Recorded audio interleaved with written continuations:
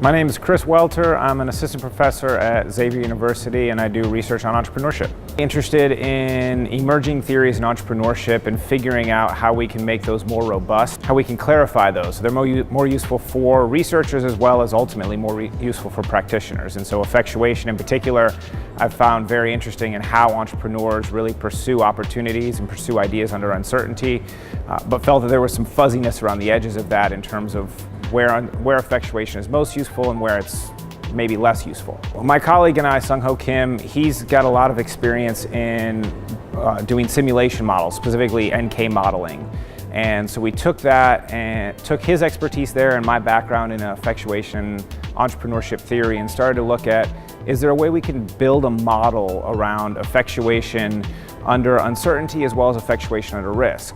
Partially, the prior research has really built effectuation as a response to uncertain environments.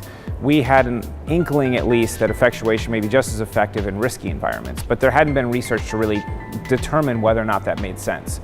So we worked to build a model that would demonstrate how effectuation might work in uncertainty and how effectuation might work in risk, and then contrast that with causation and causation models that look at more of a predefined end state and working toward that. What we found that I think is interesting for practitioners is causation or prediction logic can be really effective if you really know what you're talking about. So ultimately, our findings varied a little bit, but roughly around 75% is how accurate you need to be at predicting future decisions in order to have better outcomes, more success ultimately, if you're using a causation-based model. So if you're thinking you can predict the outcomes, as long as you can do that beyond 75%, you're good. But we didn't think most people are in that realm, and so what we found really from an effectuation standpoint is it's pretty effective uncertainty and it's also pretty effective in risk, and those models outperform causation-based frameworks in both cases if you're less than 75% accurate, which frankly,